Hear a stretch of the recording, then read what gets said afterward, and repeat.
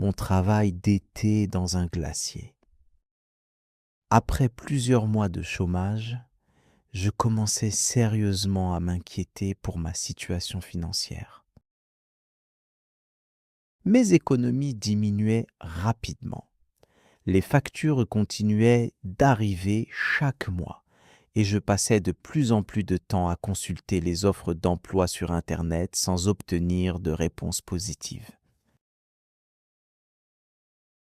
Chaque matin, j'envoyais des candidatures à différentes entreprises. Mais les semaines passaient et rien ne changeait. J'avais donc décidé d'accepter presque n'importe quel travail saisonnier qui pourrait me permettre de gagner un peu d'argent pendant l'été. Un jour, en me promenant dans le centre-ville, j'ai remarqué une affiche collée sur la vitrine d'un glacier très populaire auprès des touristes.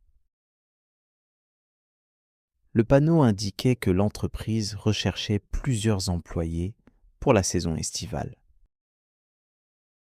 Sans hésiter, je suis entré pour me renseigner. Le propriétaire, un homme énergique qui semblait toujours pressé, m'a posé quelques questions simples avant de me proposer un essai dès le lendemain matin.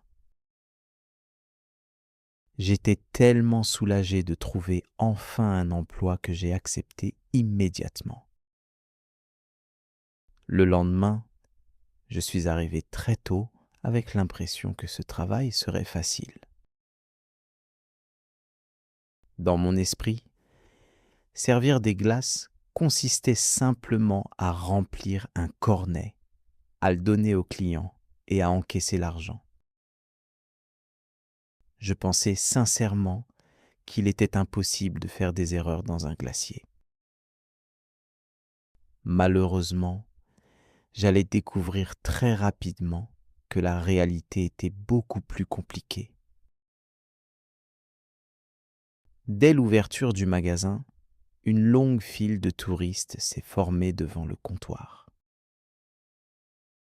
Il y avait des familles entières, des groupes d'amis, des couples et même des voyageurs venus de différents pays. Chacun voulait une glace différente. Certains demandaient une seule boule, d'autres en voulèrent 3 ou 4.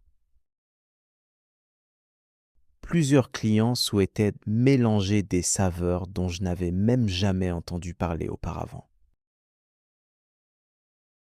Entre la pistache, le caramel salé, la mangue, la noix de coco, le chocolat noir intense et une dizaine d'autres parfums, je commençais déjà à me sentir perdu.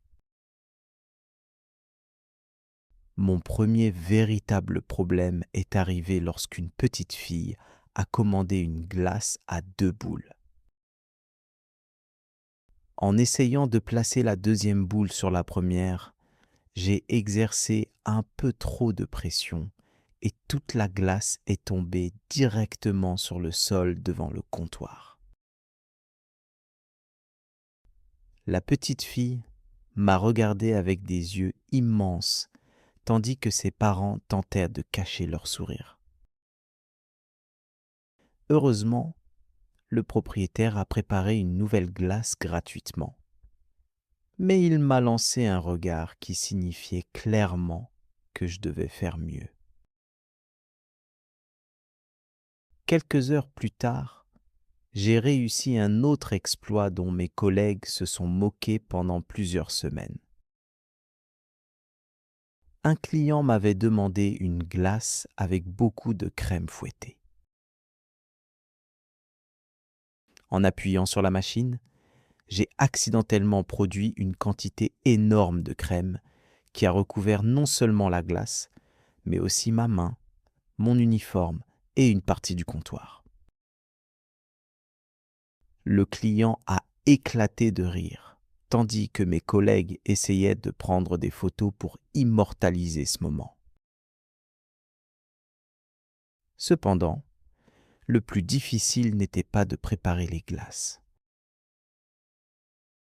Le véritable défi consistait à comprendre les touristes. Pendant l'été, des visiteurs du monde entier venaient découvrir la ville. Certains parlaient très vite, d'autres mélangeaient plusieurs langues dans la même phrase, et quelques-uns utilisèrent des gestes si compliqués que je ne savais plus s'ils voulaient une glace ou des informations sur un monument touristique.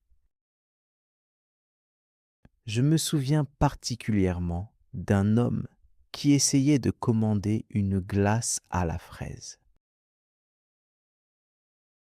Comme je ne comprenais pas ce qu'il disait, il a commencé à imiter une fraise avec ses mains. Pensant qu'il demandait une forme spéciale, j'ai essayé de sculpter sa glace.